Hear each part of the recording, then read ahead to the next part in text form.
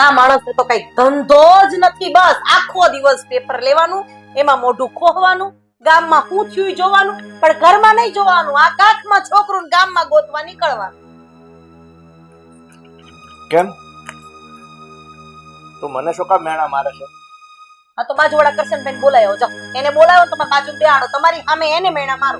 હવે ઈ બાકી રહી ગયું. હવે કરશનભાઈ એના ઘરમાં બેહવા દે નહીં. એ કરશનભાઈ ની બાઈ છે ને, એ કરશનભાઈ ને હાચવી લે. આપણે એની ઉપાધિ નથી કરવાની. આ તો પણ તો તમને ન કહું તો કોને ગામને કેવા જાવ? શાંતિ રાખ. આ તારું મોઢું ચોડેલું છે ને, અને તું ગુસ્સામાં બોલે છે ને, એટલે નક્કી કાંઈક તો છે. કાઈ નથી થયું. આપણા ઘરમાં ક્યાં કઈ થાય એવું છે? બધાય ભગવાનના માણ. એટલે બાપા તને પૂછું છું, શું થયું છે એ કે. આવી રીતે કોણ પૂછે? હે, હાથ જોડી જોડીને કોણ પૂછે? શાંતિથી બોલ.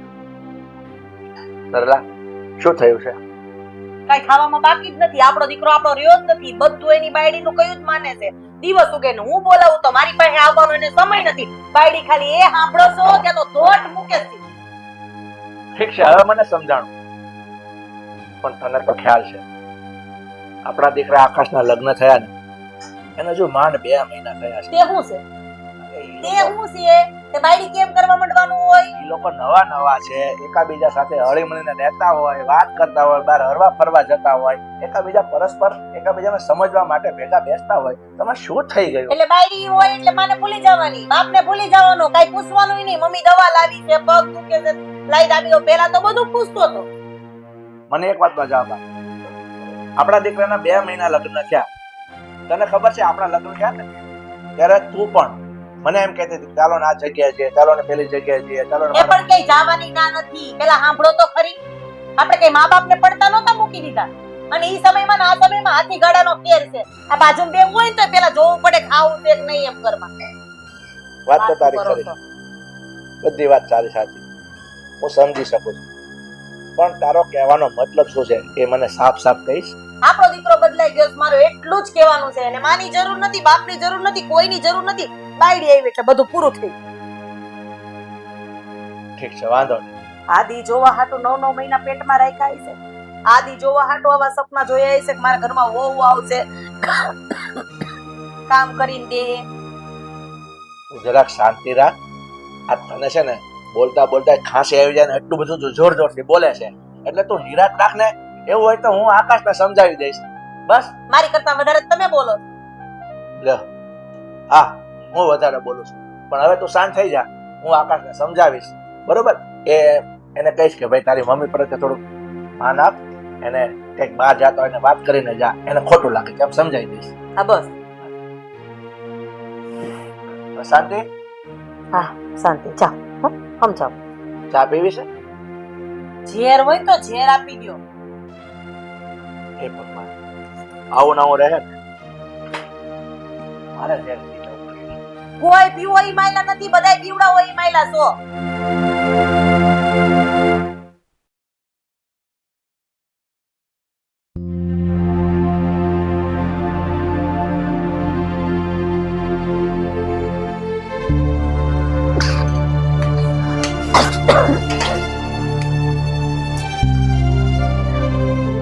શું થયું મમ્મીજી? શું જોઈએ છે? શીરો કેમ બનાવ્યો છે? બસ આજે એમ જ મને ઈચ્છા થઈ તો મેં બનાવ્યું. અને પૂછ્યું ના, પણ કાલે પપ્પાને છે ને મેં વાત કરતા સાંભળ્યા હતા.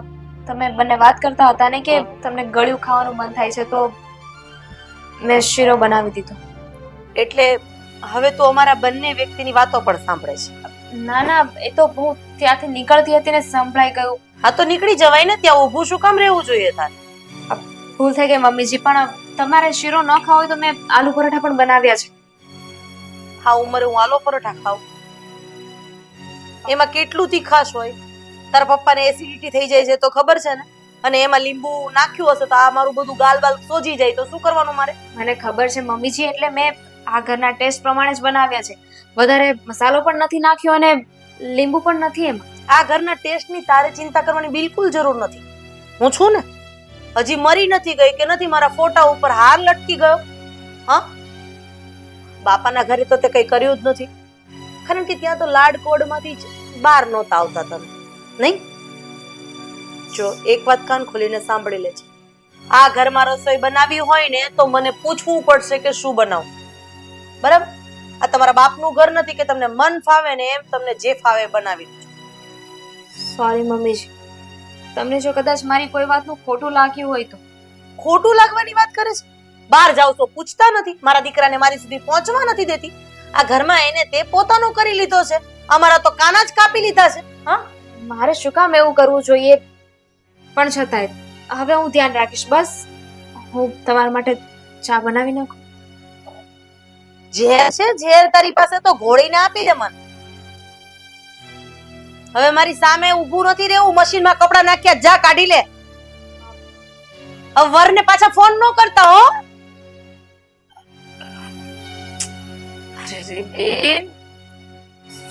બહુ છે તારી.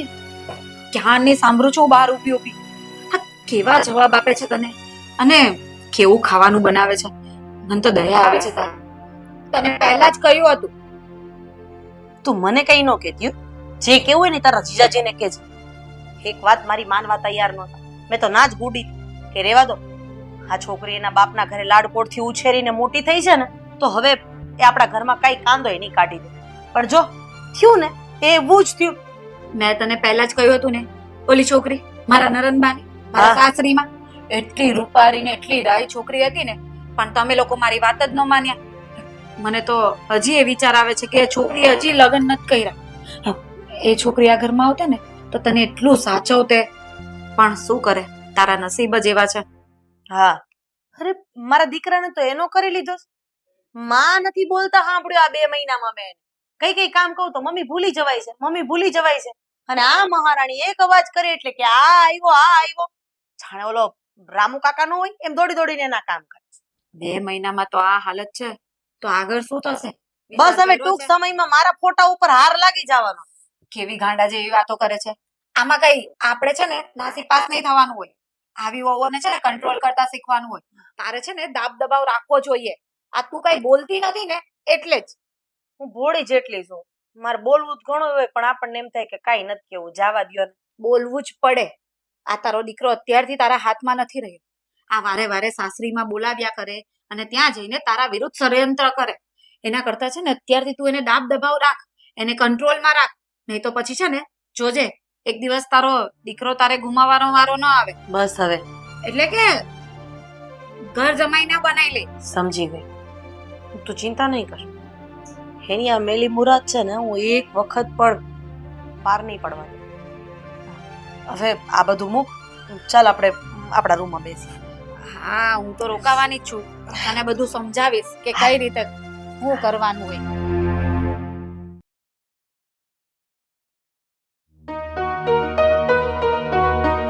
હા પપ્પા ક્યાં રહી ગયા? ક્યારનો રાહ જોઉં છું. હવે તો જલ્દી આવે તો સારું. પપ્પા જો સારું કર્યું કે તમે આવી ગયા. મારે છે ને તમારી સાથે જરૂરી વાત કરવી છે. પણ મને એક વાતનો જવાબ આપીશ તો માટા ફેરા કરીને મારી વાત અહીંયા શું કામ જોતો હતો? અરે કામ જ એવું છે ને વાત જ એવી છે કે રાહ ન જોઉં તો શું કરું? ઠીક છે, બોલ શું છે? મારા મમ્મીએ છે ને ઉપાડો લીધો છે હવે. જ્યારે જુઓ ત્યારે બિચારી કવિતાને હેરાન જ કરે છે. અરે નાની નાની બાબતોમાં ટોક ટોક ને રોક રોક કરે છે. તારી મમ્મીનો સ્વભાવ છે ને થોડોક આકરો છે, એટલે મને તો ખબર પડી ગઈ છે. મારી વાત થઈ તારી મમ્મી સાથે. થોડો આકરો નથી, પૂરેપૂરો આકરો છે સ્વભાવ. મને નહીં ખબર હોય હે? તારા કરતા મારા લગ્ન થયા ને ત્યારથી એને ઓળખું છું, એટલે મને બધી ખબર છે એ સ્વભાવની આકરી છે. પણ એક કામ કર, તું છે ને તું તારી મમ્મી સાથે કોઈ માથાકૂટ ન કરતો, કારણ કે એ છે ને તારું નહીં સાંભળે. અરે મારે માથાકૂટ નથી કરવી એટલે તો તમને વાત કરું છું. અને બીજી વાત કે હું કોઈની યારે માથાકૂટ નહીં કરું, પણ ઈ કવિતા યારે માથાકૂટ કરે એનું હું. આ કવિતા બિચારી એનું હોય 100% આપવાની કોશિશ કરે અને મમ્મી એને હરેક વાતમાં ઉતારી પાડે. તું છે ને ચિંતા નહીં કર, તારી મમ્મીને હું સમજાવીશ. પણ તું છે ને તું કવિતાને સંભાળી લેજે, કારણ કે કવિતા છે ને છોકરી ડાય છે, એટલે તું સંભાળી લે. હું તારી મમ્મીને વાત કરી દઈશ. અને ઓછામાં હતું ને કે માસી આવી ગયા છે બળતામાં ઘી ઓમમાં. માસી? હા આ નેહા? હા, એ ક્યારે આવી? આવ્યા હશે આજની તારીખમાં. ઠીક છે, તો પૂરું. આ નેહા છે ને, નેહા કેવા સ્વભાવની છે ને એ મને ખબર છે. એટલે એનો છે ને કે પાત્ર તો ભજવશે જ. હા પપ્પા, તમારી વાત છે ને એકદમ સાચી છે. આ નેહા માસી છે ને કઈ ઓછી માયા નથી, મહામાયા છે એ તો.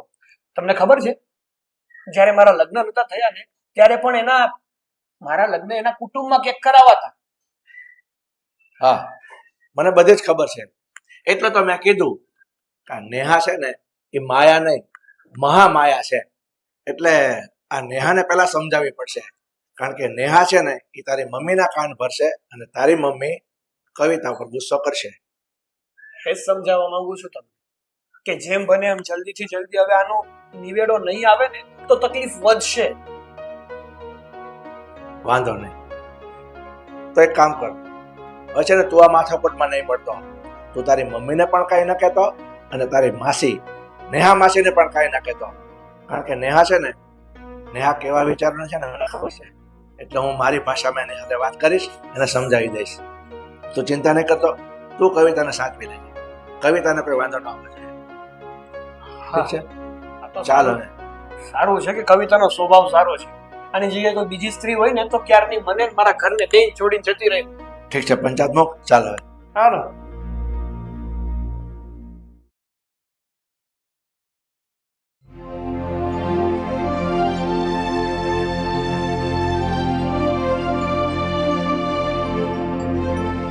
ખસને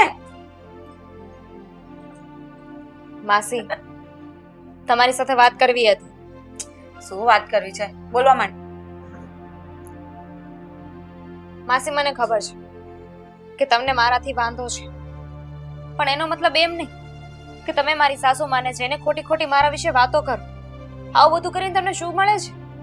તું આજકાલની આવીને મને શીખવાડશે કે મારે કોની સાથે કેટલી વાત કરવી અને શું વાત કરવી. તું તું છે કોણ? સમજે છે શું પોતાને? આ ઘરની વહુ છું, આકાશની પત્ની છું. માનું છું કે હું આજકાલની આવેલી છું, પણ આ ઘર પર તમારાથી પહેલા મારો અધિકાર છે, મારો હક છે. એક તો ઓલરેડી મારી અને મારા સાસુની વચ્ચે ઝઘડા ચાલે છે, એમાં બળદામાં ઘી શું કામ હોમો છું?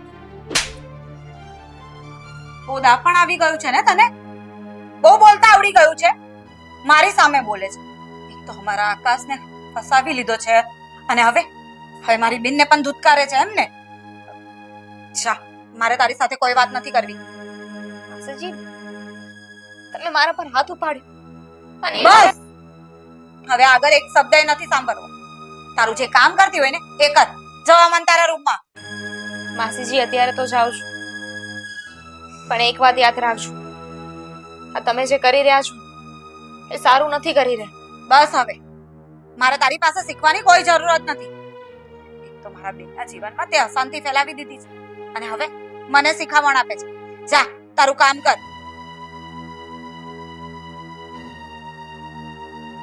મારો ટીવી જોવાનો મૂડે ખરાબ કરી નાખ્યો.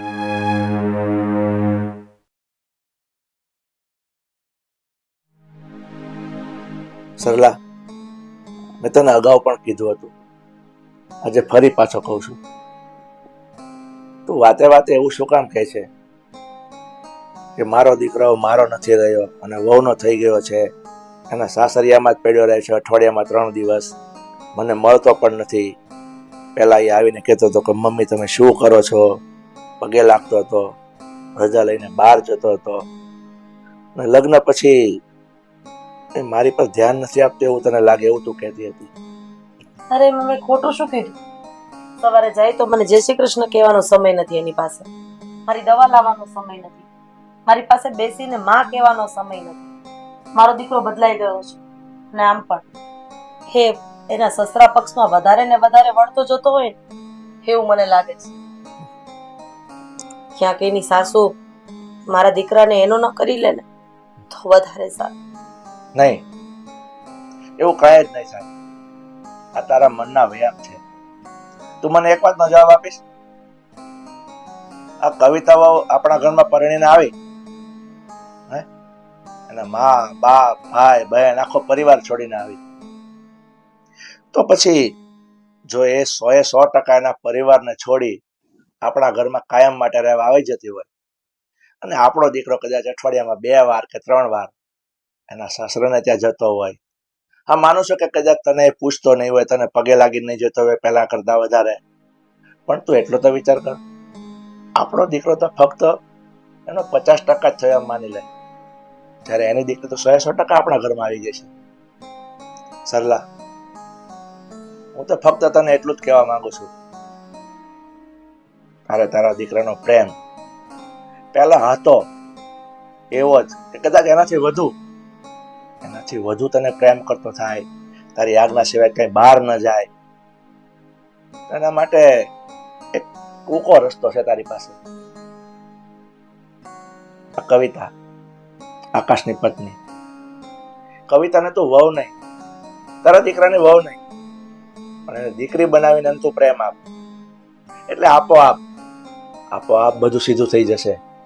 તું કવિતાને પ્રેમ કરીશ તો આકાશને પણ થશે કે મારા મમ્મી મારા કરતા વધારે કવિતાને પ્રેમ કરે છે, એને પોતાની દીકરી સમજવા લાગ્યા છે, તો ઓટોમેટિક એને લાગણી ઉદ્ભવશે તારા પર, મારા મમ્મીનો સ્વભાવ ખરેખર સારો છે.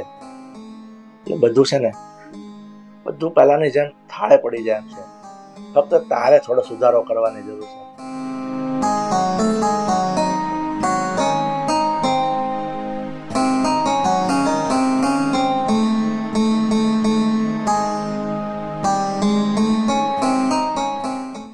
જવાબ ના આપ્યો.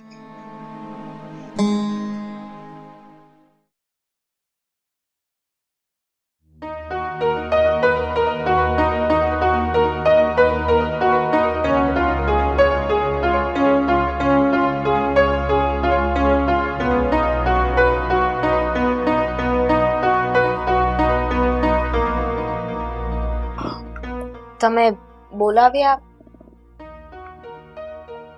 જો ને, તું મારી બેન છે અને મને એવું હતું કે તું મારા ઘરનું સારો જ વિચારતી હોઈશ, પણ તું આવો ઈરાદો લઈને મારા ઘરમાં આવી હતી એવું તો મેં ક્યારે વિચાર્યું જ નહોતું. મને ખબર છે કે મારા દીકરાના લગ્ન તારે બીજે કરાવવા હતા, એટલે કે તને પસંદ હતી એ છોકરી સાથે કરાવવા હતા, ને તારી અને મારી વાત તારા જીજાજીએ ન ચાલવા દીધી અને એમના દોસ્તારની દીકરી સાથે મારા દીકરાના લગ્ન કરાવી દીધા. એનો મતલબ એવો તો નથી ને કે તું જે હોય એ સાચું ને ખોટું મારા મનમાં એના પ્રત્યે આવું બધું મને સમજાવે. અરે પણ હું ક્યાં કઈ ખોટું બોલું છું? જે મેં પસંદ કરી હતી ને એ છોકરી બહુ દાઈ છે, આના જેવી તો નથી જ, અને એટલા માટે જ સમજાવતી હતી, પણ તમે લોકો માન્યા જ નહીં.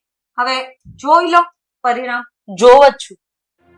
એ છોકરીને મેં કઈ જ કહેવામાં બાકી નથી રાખ્યું, એના મમ્મી વિશે, એના પપ્પા વિશે, એના પરિવાર વિશે કઈ ને કઈ કામમાં ખોચા કાઢીને એને ટોકવાની કોશિશ કરી છે.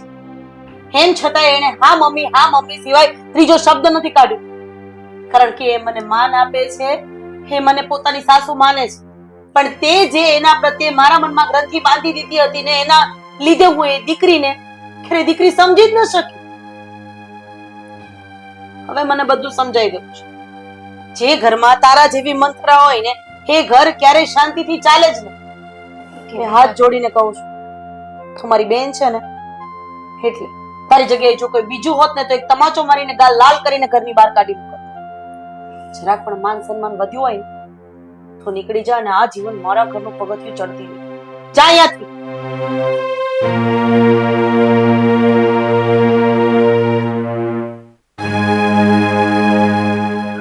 બેટા કવિતા, હું માનું છું કે આ ઘરમાં જ્યારથી તું આવી ને ત્યારથી મેં તને દીકરી માની જ નથી.